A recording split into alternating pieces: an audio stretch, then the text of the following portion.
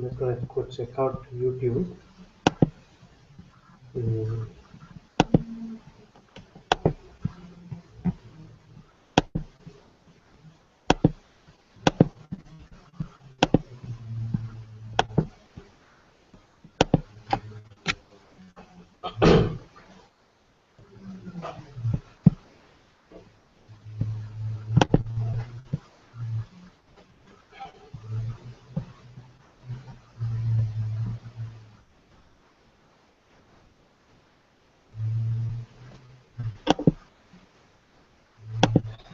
Okay, we're set.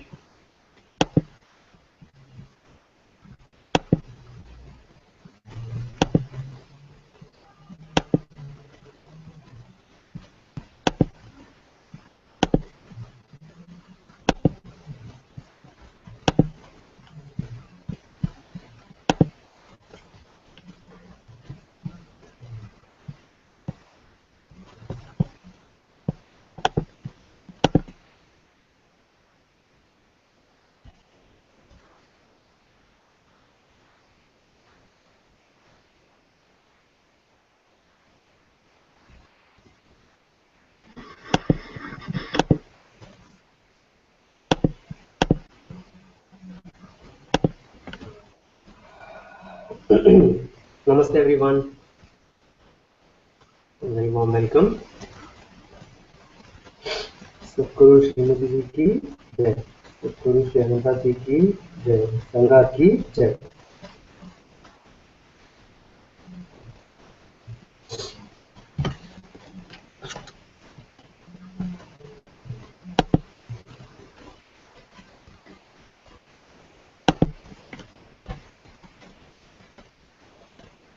Very happy to have Soham with us on the Hangout.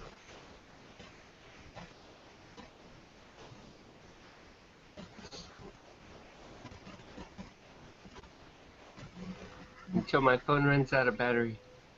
Then I guess I could move, plug it in.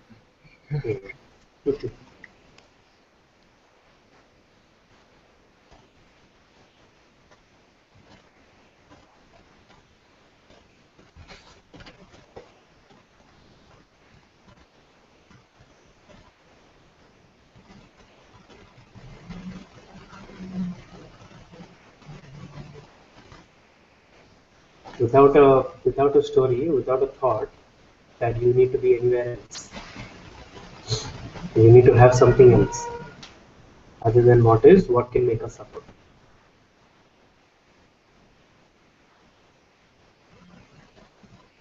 Without a story or a thought that I need to have something else or I need to be somewhere else, what can make us suffer?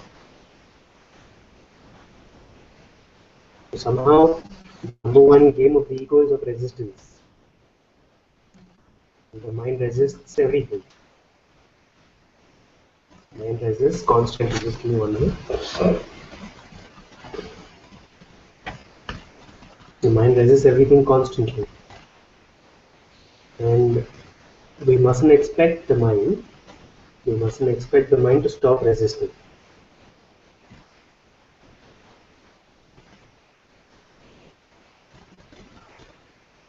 So I think it's a very beautiful pointer. It's a very beautiful pointer to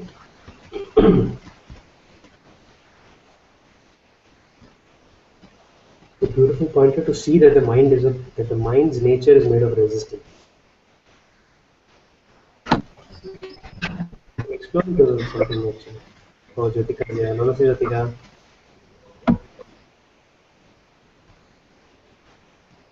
Very nice to have you here. So, Radha is also here. Namaste Radha.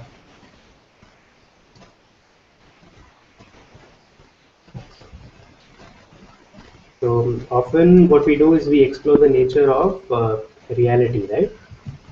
Today what we can do maybe is we can explore the nature of the mind. And we can really go into the tricks and the aspects of the mind. And I know that, I understand that it's very different for different people. But ultimately, the hope of sharing any of this is, at least, I don't know if it's the right word, Sometimes I can be crucified for some of these words, like using the word hope. In non-dual circles, the word hope is. But anyway, so the intention, the hope of at least saying these words is to just kind of give you, uh, just sort of share like how things are, so that you can then take them and apply to your own self. Because I feel the psychic structure of each being is different. Like this, like the way that no two, we've heard this a lot of times, right? No two human beings are the same, um, have the same, what are these things, like the lines on the hands. No two human beings are the same thing, they're very different. No two human beings have a similar face. Right? No two human beings have similar handprints. In the same way, no two human beings can have a similar psychic structure. It's different. There is a commonality, but the psychic structure is a little different.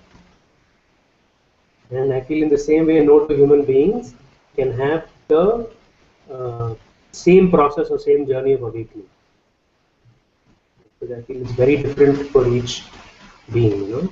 Each being's journey is unique and very beautiful in its own way. So I was feeling today we can explore into the nature of the mind. We always explore the nature of reality. Today we can explore the nature of the mind.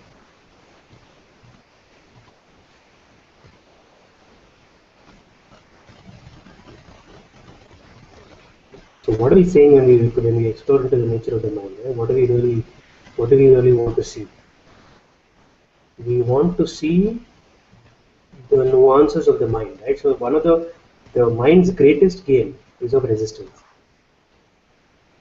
The mind's greatest game is of resistance. Like when we started sharing that without your story, without a thought or a story that I shouldn't be where I am, or things shouldn't be the way they are, can we suffer?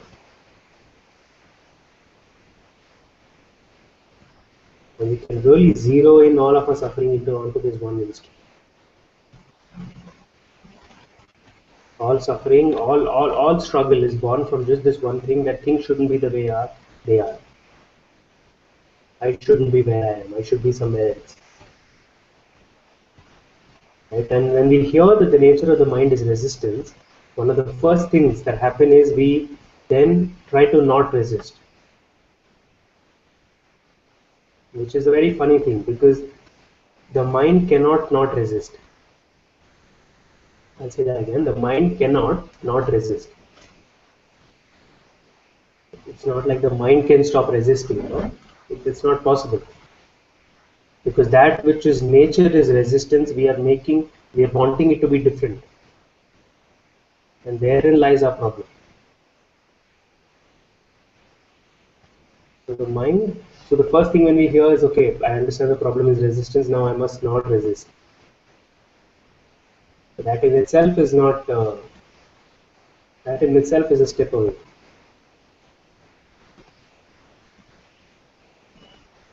Because the mind can't help but do anything. The mind's nature is resistance. The mind can't help but resist. This pushing, this grasping, this pulling. And if you're a little sensitive, so what happens on the path many times is, since I feel all of us are spiritual beings, as we are advancing, as we are kind of being in our own silence, we become extremely sensitive to some of these movements of the mind and some of these energies. And somehow we feel that it's a wrong thing, but actually it's a very good thing, because that which you were blind to before is now clearly in front of you. So it's an amazing thing. So we become very sensitive to these energies, to these movements. So we start feeling these thoughts, we start feeling these energies, which earlier we would not have felt. And we feel we're doing something wrong, but actually we're not doing something wrong, we're doing something accurate, we're doing something perfect. That's why these energies are coming up. So, so we feel these energies, these energies that are going through us. We start feeling these energies, we become much more sensitive. And it's like, My feeling also is that being in your own silence, being in your own presence, makes you extremely sensitive to the world as well, to other beings as well. So it's a state of it's also a heightened sensitivity. I wouldn't call it a state, but it's a heightened sensitivity. In some sense, a complete detachment, but in some ways, it's also a complete involvement. It's like sensitive. You become much more sensitive to these energies. So these energies that are playing out through us, whatever these energies may be,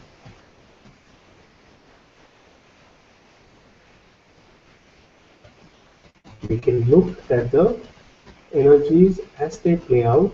We can meet them as presence. We don't need to meet them as anything else.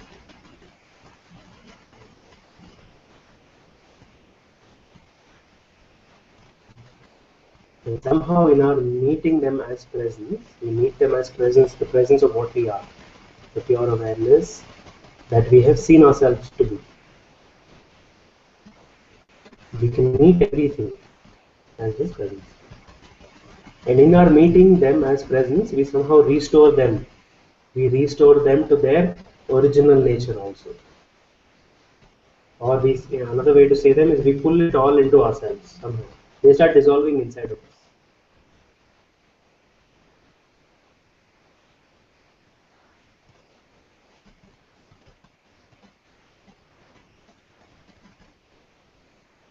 So the mind cannot not resist.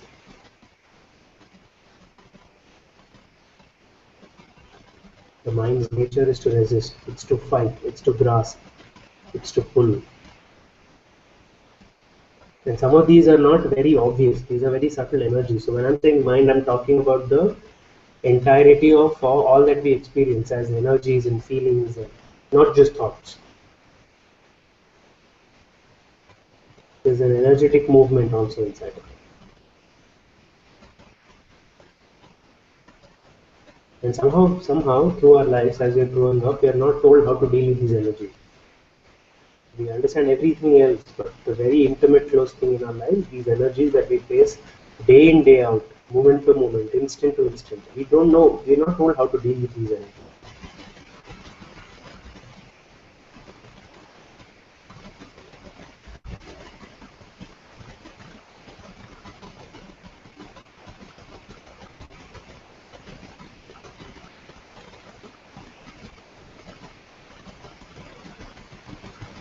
I feel the quickest way, the fastest way, and the most easiest way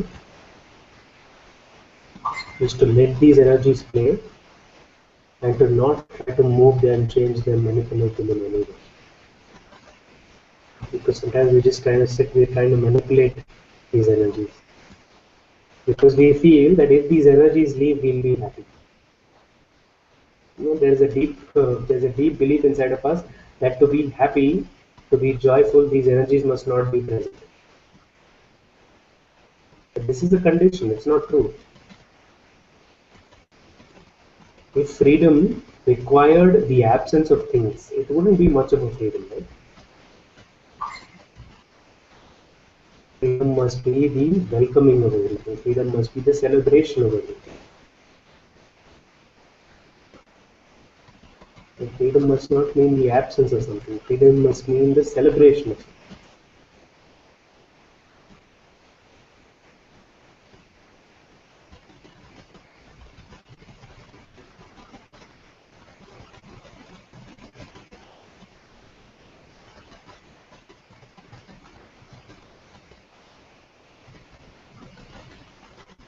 So this thought or this belief that these energies must not be there, or that I would be happy, I would be at peace without these energies, is a false thing.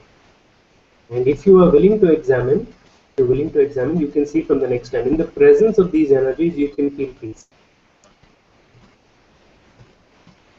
You can be peaceful in the presence of these energies also.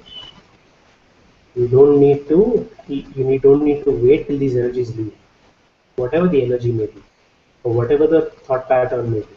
We don't need to wait till the energy leaves. Why? If peace is what we want, it is there, right there. In our experience of in our experiencing itself, there is peace actually. In our experiencing, there is peace. If we become really quiet, if we become still and we look at it in our experiencing, there's so much peace. And then energies come up, very strong energies come up. And then also the peace doesn't leave. But we start then having a conversation, a dialogue, or some sort of fighting about the fact that these energies must leave.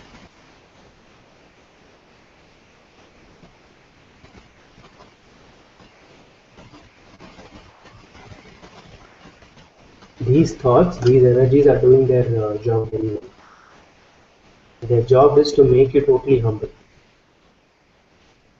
Their job is to make you totally humble. So humble that you kind of really kneel down. You kneel down. And what in existence has this kind of power? You know, what in existence is this kind of power to make you kneel down? It's these energies actually. These energies are so beautiful because they really make you kneel down. They make you feel that, you know, I can't do this life anymore. I can't lead this life anymore. I'm really struggling. I don't want it. I want it. I want to change this. And, you know, all of these things. Right?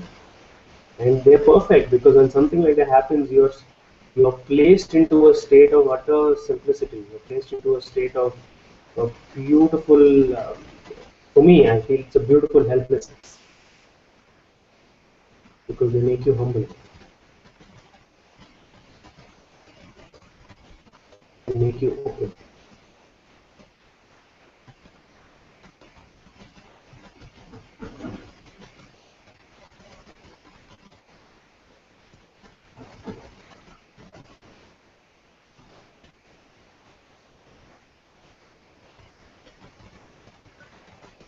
Yes, we are awareness and we are the presence and everything. And inside of that, it feels like this movement also keeps taking place. And somehow, we are bringing our presence to everything in our life. I feel the more we bring our presence to some part of our life, the more everything gets enriched. So ultimately, this whole process is about knowing, is about, in some way, it's about bringing forth your own sense of being into every aspect of it. To bring forth the power and the presence of you, that which you truly are, into every aspect of it.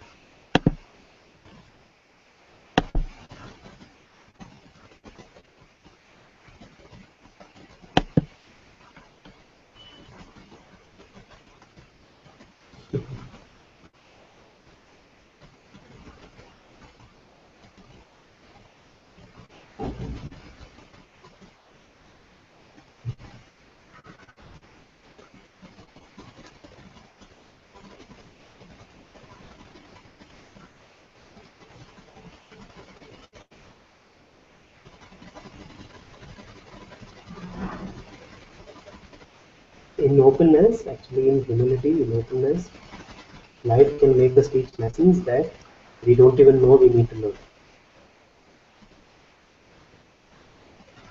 And I find this humility the most, I feel it's the most attractive thing in all of existence. This humility that there are lessons that I don't know I need to learn. To admit that. It is so beautiful. To admit that, you know, I don't know. To admit that there are lessons that I need to learn. In our openness, life can teach us these lessons.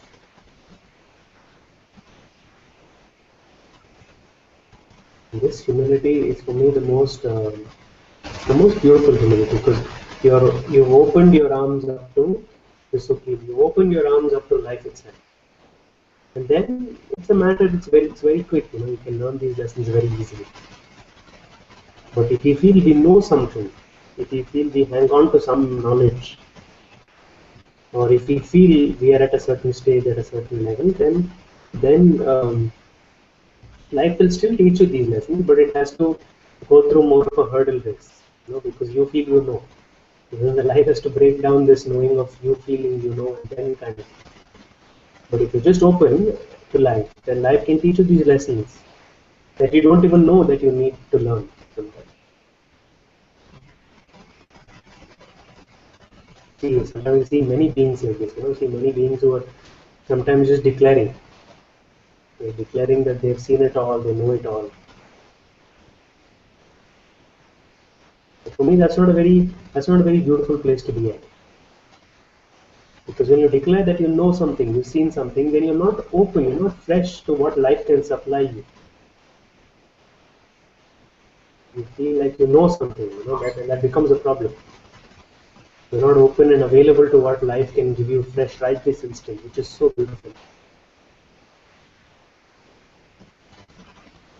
This state that I don't know, this state, this sense of I don't know, is I feel that this openness is very beautiful, because then life will use the smallest of things to teach you things. And life teaches us lessons that we don't know, and in ways that also we don't know. In ways we don't realize, we learn lessons. We begin to start looking at life like this. It stops being a testing ground. It starts being more of a playground. We stop seeing life as a testing ground. We start seeing life as a playground. A place where we play, where we make mistakes, enjoy ourselves.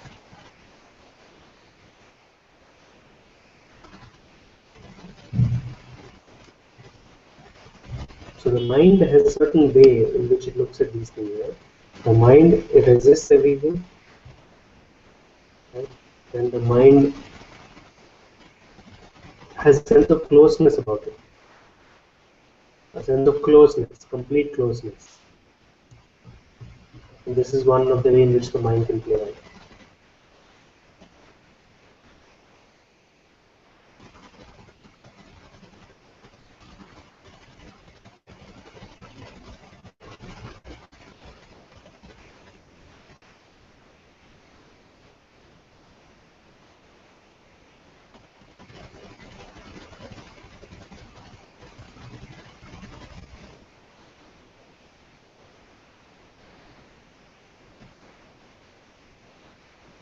The mind also has a constant feverish rush to mind also has a feeling that something needs to change for me to be at peace or at joy or joy.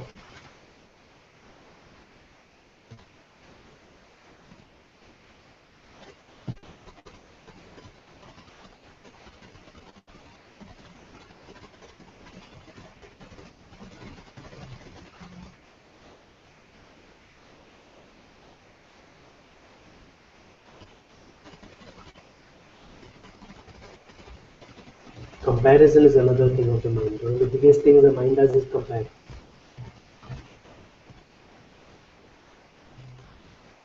And I think we were having this conversation yesterday with me, Joe, and Om, and all. Sometimes we get together, and we had this conversation yesterday. So, you want to say something? I'm having trouble understanding you, Ram. There's some background noise, and it also kind of makes it sound like in a vacuum, sort of. Yeah, I know this is some problem with the laptop, I guess. I don't know what it is actually. I'm just looking into it. But there's a small white noise kind of thing, right? There's a white noise, right? Like there's a small disturbance. It's like a white noise in the background. Yeah. Let me see if I can. So I can speak louder. I can try to do that. But I don't know what to do with this problem because it's a problem that's been there for a while. Maybe I should just get it checked with a laptop person or something because it's a constant thing. Yeah, but the funny thing is it's a new laptop, so I don't know what it is. Okay, I'll do my best. Maybe I'll speak a little louder and hopefully you can hear it.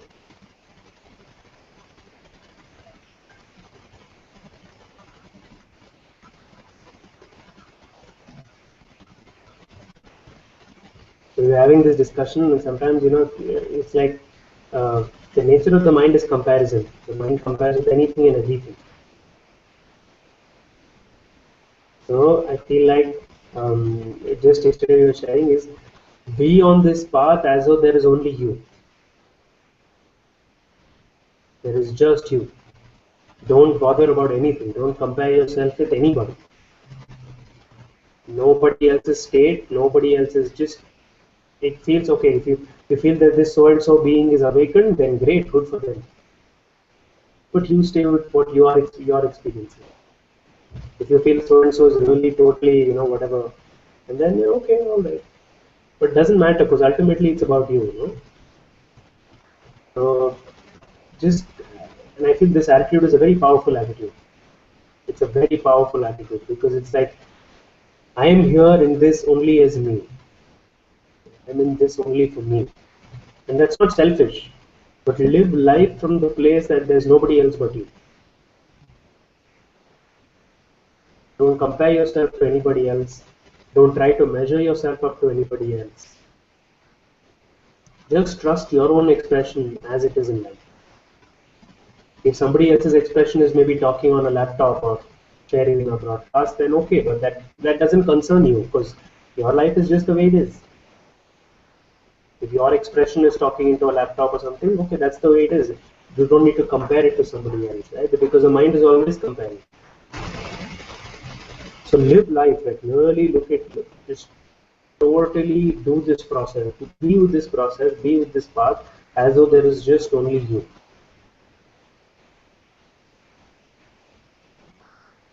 There's no need for you to compare to anybody. It can be the most amazing being, most awakened being, or the worst human being. It doesn't matter.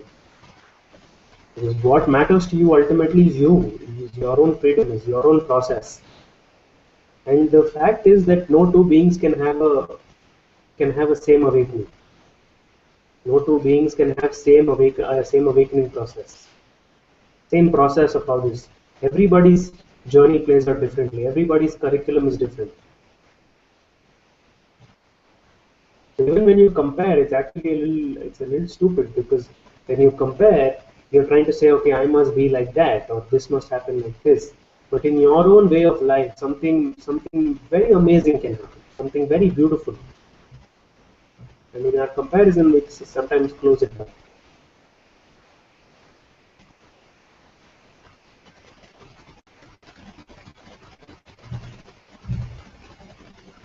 So live life as though there is only you. Be on this path, be in this whole process. From the place there is just you. And then how would you? And then if you meet beings, of course, and we don't need to disregard them. We don't need to do. We can respect them and give them love.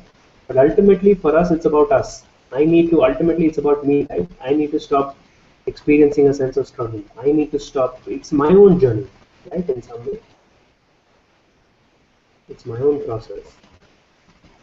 So it's like I need to be free inside. I need to. So there's no use comparing. If there's a sense of struggle here, then that's okay. There's no use for me to compare it to somebody else. And trust the process. The intelligence that is taking care of all of existence is taking care of this also.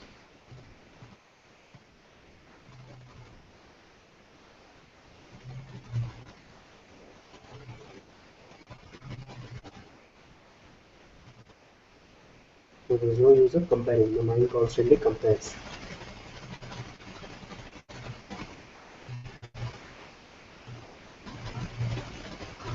You can't compare roses and lilies. You can't compare grass and tree branches. You can't compare apples and oranges. They are uniquely different, and they are meant to be that.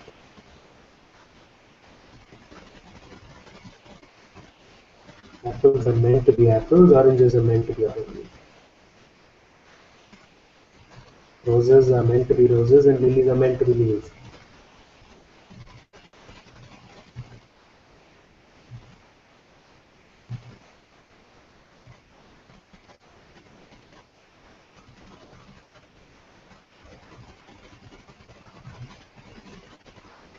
It'd be very funny if the rose saw a lily and then wanted to be like a lily, and then feel like, okay, I'm not there yet, based on the standard of a lily.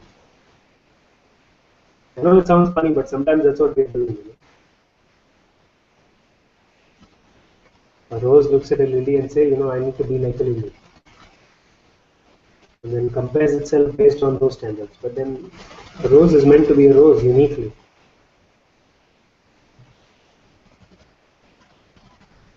Sometimes this comparison with another being or another human is like this.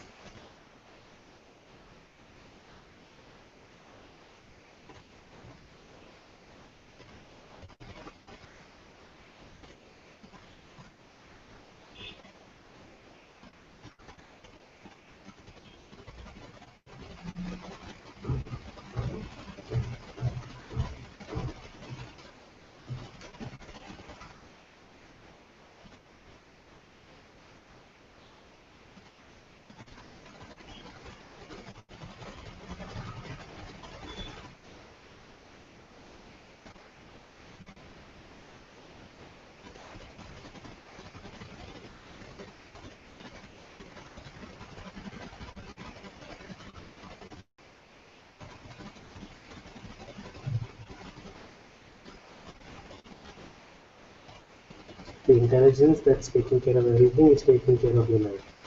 And is taking care of this process. It doesn't even need your trust. It's really funny, but the intelligence doesn't even need your trust. You need your trust to feel a little peaceful. The intelligence in doing this doesn't even need your trust.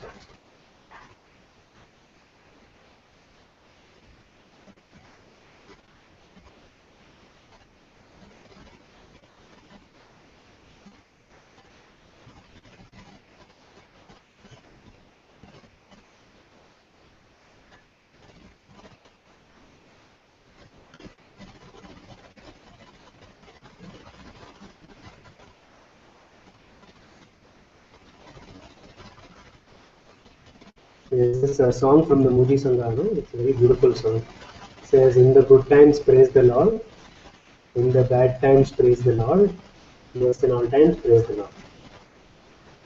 How would it be if we live a life with this attitude? No matter what we are going through, praise the Lord.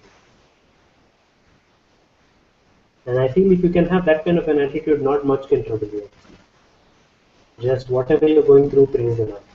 Just be so grateful and praise the Lord for everything that you're doing. Even the struggle and the resistance and all the problems that you feel that are going through, just praise the Lord for it. Because in just a simple praising the Lord, in just a simple gratitude, there's a movement that takes place inside of you.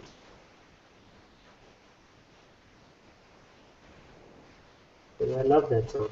In the good times, praise the Lord. In the bad times, praise the Lord. Yes, in all times, praise the Lord.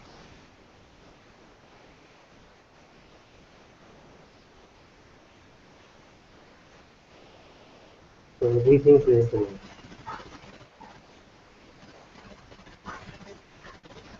For nothing, praise the Lord.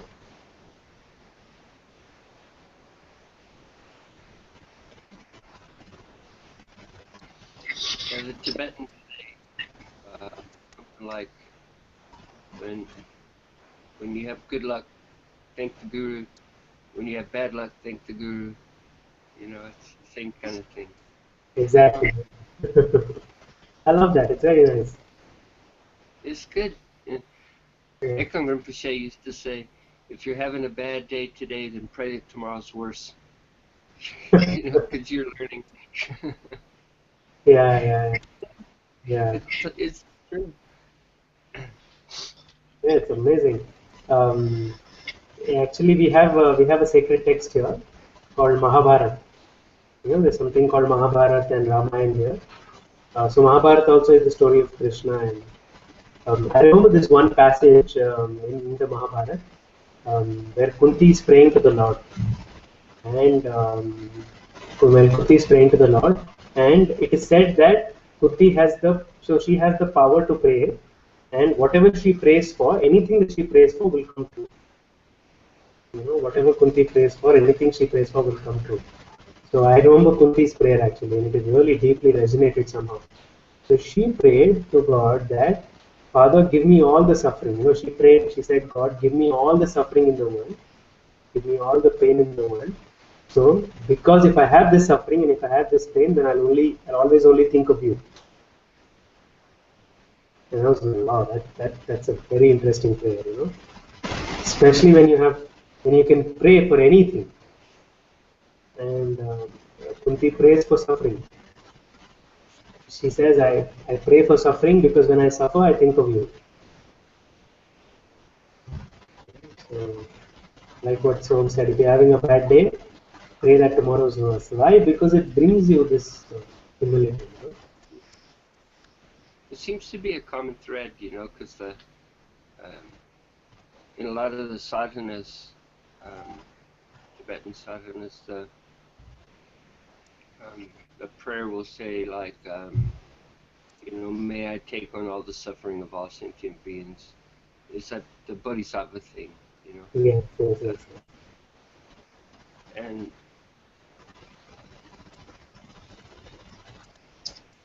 I remember at one time, that didn't make sense to me, and now it seems perfectly sensible, because you are taking on all the suffering of all beings.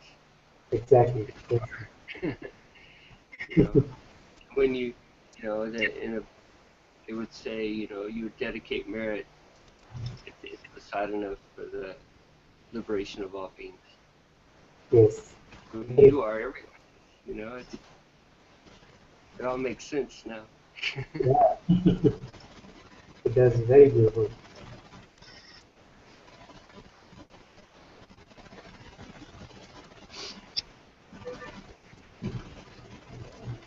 And what a tremendous place to be at, to say that I'm willing to bear the suffering of all of humanity. And then in a way we all are actually, whether we like it or not. We're all bearing each other's nonsense. Anyway, it's happening. Yeah, so to come in complete alignment with that. What a beautiful.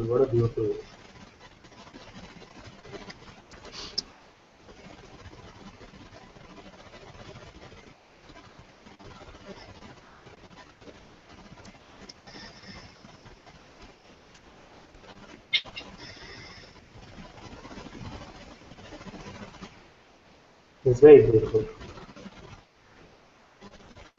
So I feel it's that kind of an attitude that cannot miss a mark.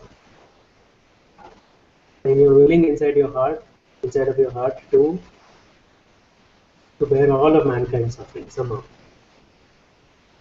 May all the beings, sentient beings suffering come to you. And in that attitude, actually, you've opened up a dam. You've completely broken down something. And somehow because the power then starts awakening inside of you. That has to take care of that prayer now. Because it's not a simple prayer. It's a very important prayer. And Also, once you really realize that there's no person, then you can't be touched by anything. And so, it may, for a little bit, it feels it's not me, and it's okay. So yeah, to take on the suffering of all beings is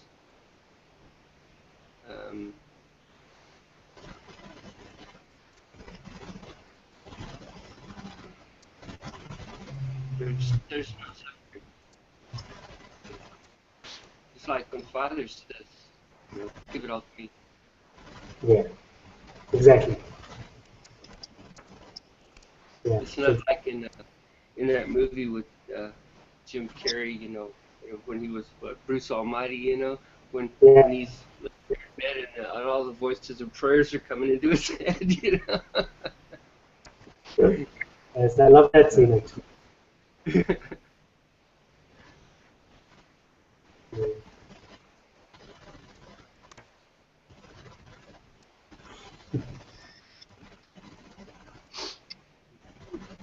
It's an amazing scene. It's an incredible scene. For those of you who haven't seen it, so Bruce Almighty is this movie. I won't go much into it, but just check it out. It's a very beautiful movie. It's one of my favorite movies actually. Jim Carrey movie, Bruce Almighty. There's a scene in which he asks, so Jim Carrey plays the role of God because he has a constant problem with God. And you see, I won't spoil the movie for you. You should watch the movie. But there's a one scene from the movie. It's a very beautiful scene um, where he experiences the prayer of each being. Actually, all the constant struggle that are going through, and it's a very nice scene.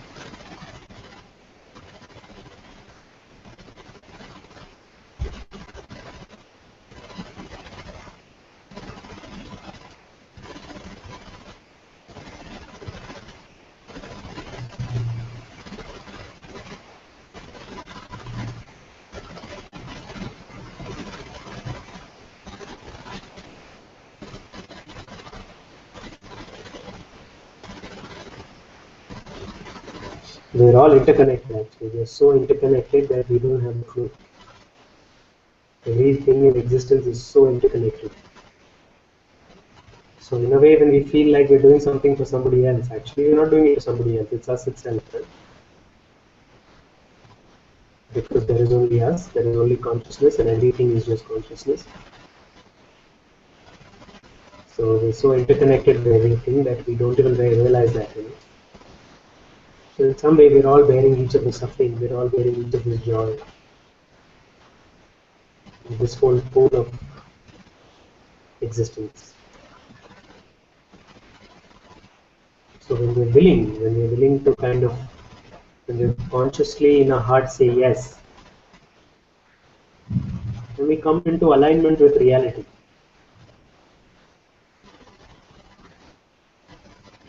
And to come into alignment with reality is, I feel, what this whole thing is about.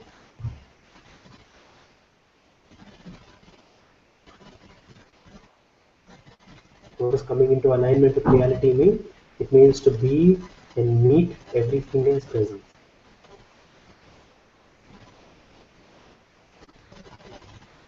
To be in presence, to meet as presence. Once we understand what presence is, then we live life from that presence.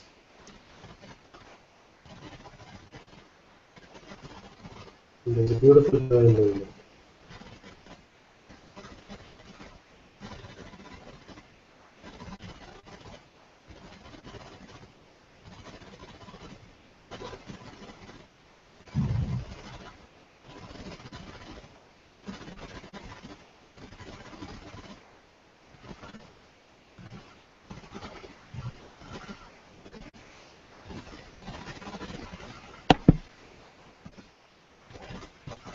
Interesting. There are no comments on YouTube today at all. That's interesting.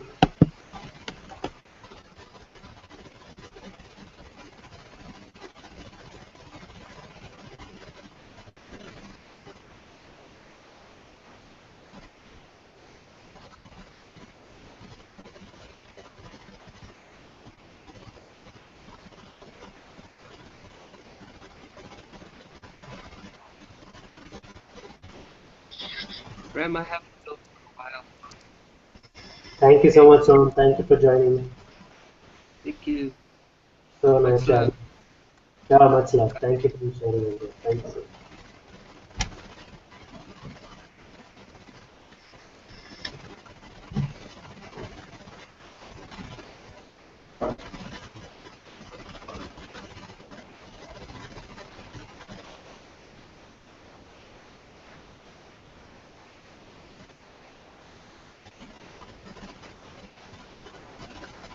The infinity is you.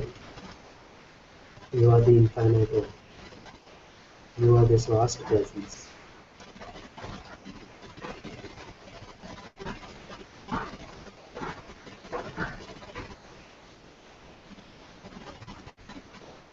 The ungraspable one is you.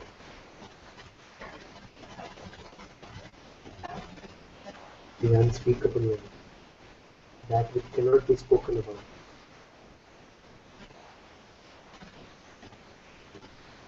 And yet all speaking only points to it, only refers to it. Also only comes from it.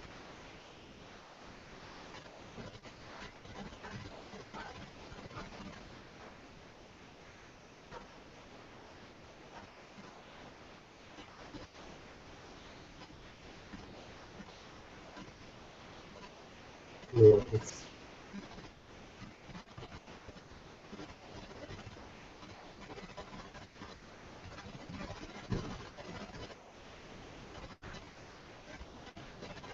beyond separation,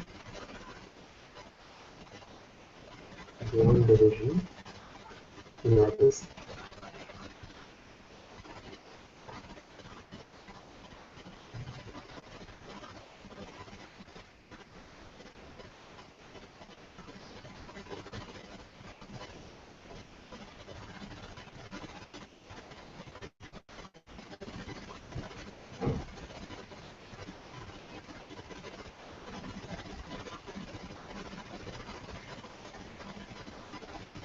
Don't ever feel that because troubles are ending, life is not going to be beautiful.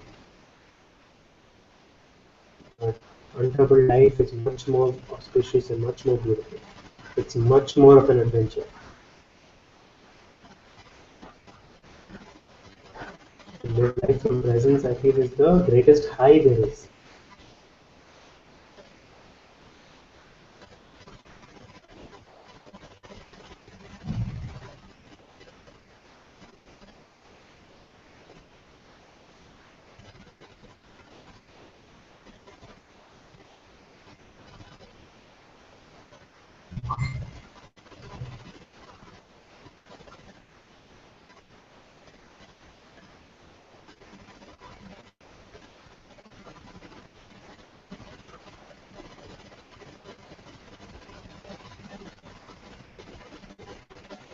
Trust within you, there is an infinite guide. You are being guided in incredible ways. You are being held more intimately than you know. And this one is going to take care of you, is taking care of you.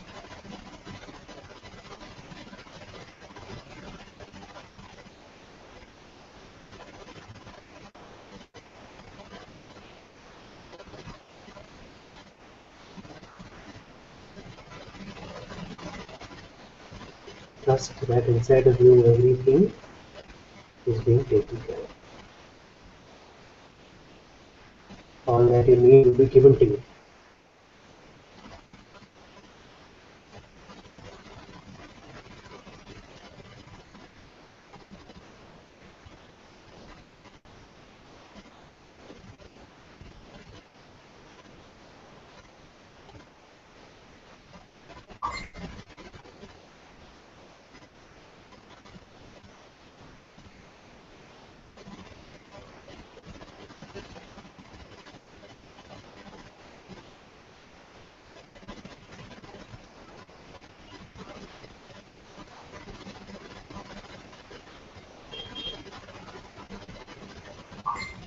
Life is your guide. Love is your guide. Grace is taking care of this chariot. Okay, it's a very beautiful thing, no? In the Mahabharata again, Krishna was Arjuna's charioteer. So if you don't go so much into the details of the story, but really look at that metaphor, it means Krishna was Arjuna's charioteer. So Krishna is the charioteer. Krishna is the charioteer of this life.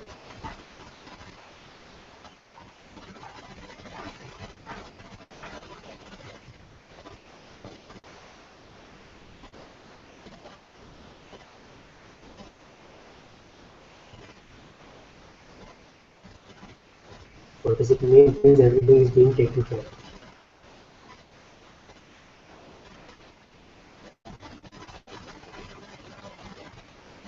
It's a beautiful matter. Your life is a battlefield. You have to go through. Krishna is the charioteer, and Krishna is always taking care.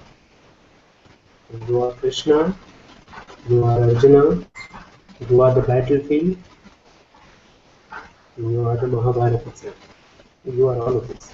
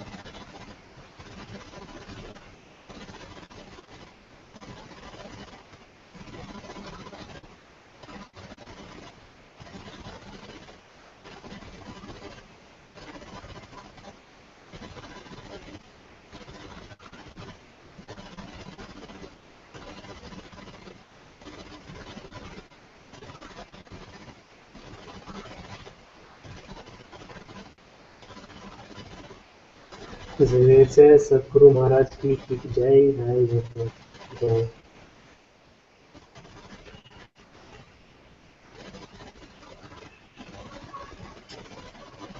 He says just came online, got connected here. Very nice.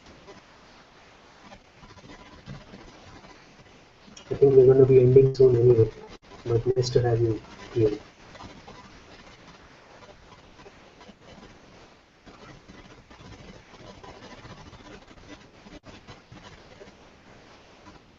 So never underestimate your own power.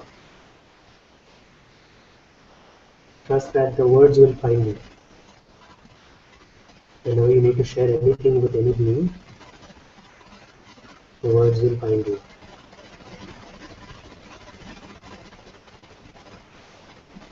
Whenever you need to do anything, the action will come.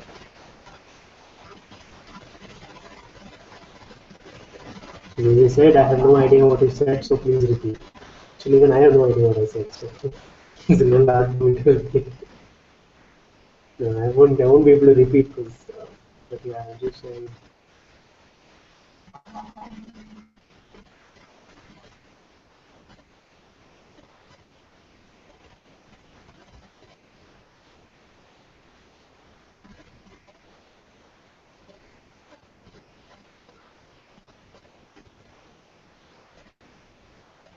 Radha says I have to leave now. Thank you so much. Thank you so much, Radha. Thank you for being here with us. What's left to the kids?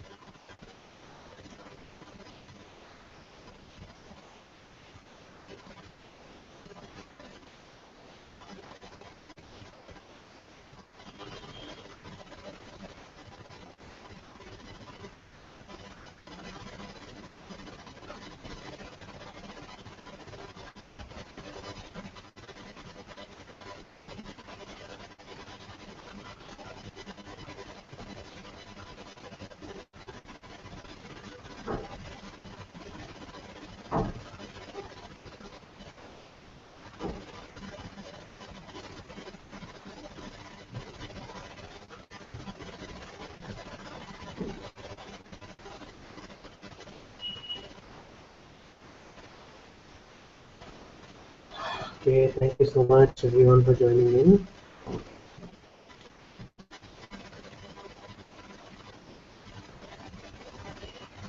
Okay, Xavier has something to say, says Ram. Yes, Xavier?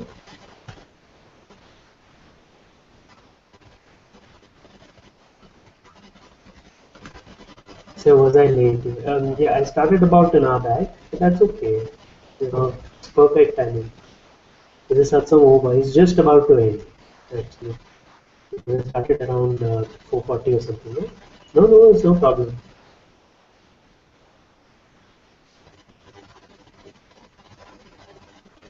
It's perfectly okay.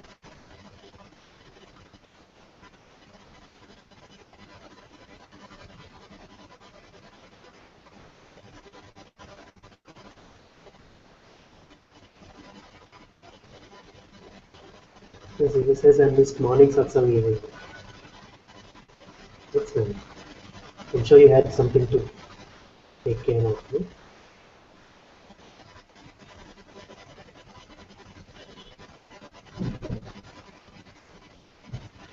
It's okay. I'm happy that you're here at least now. Yes, all is to be accepted. That's very nice.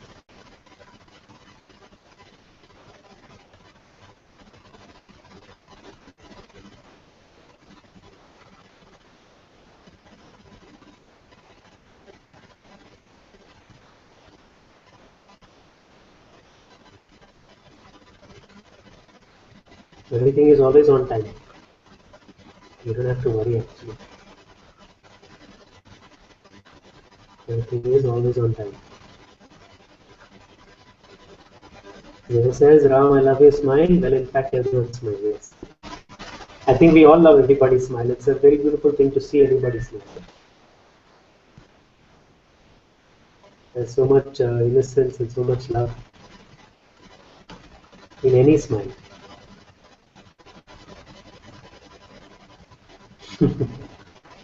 Yes. How beautiful everyone smiles for no reason, looking at each other.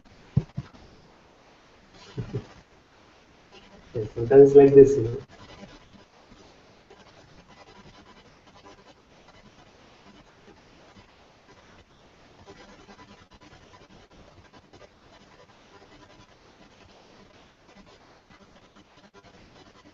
Trust in your presence.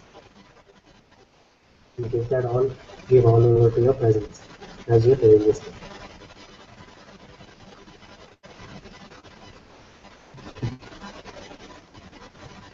At least no one will be counted as mad.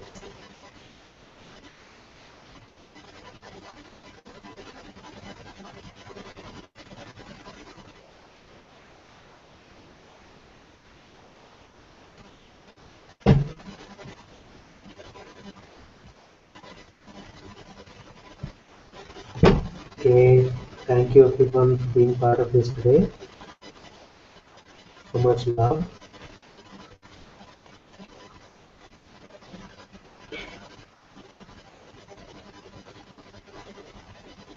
मुझे जी की जय, अनंता जी की जय, संध्या की जय. May the love, unity, and silence of our own God self enter and bless every aspect of our lives, making it rich, divine, fulfilling, and complete.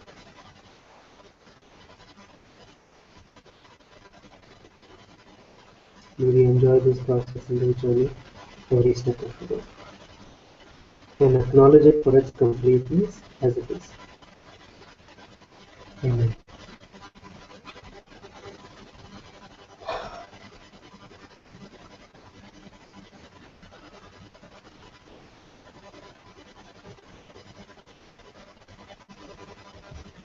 God bless you too, Xavier. Thank you so much, Joe, Jyotika, for being part of the. Thank you, everyone.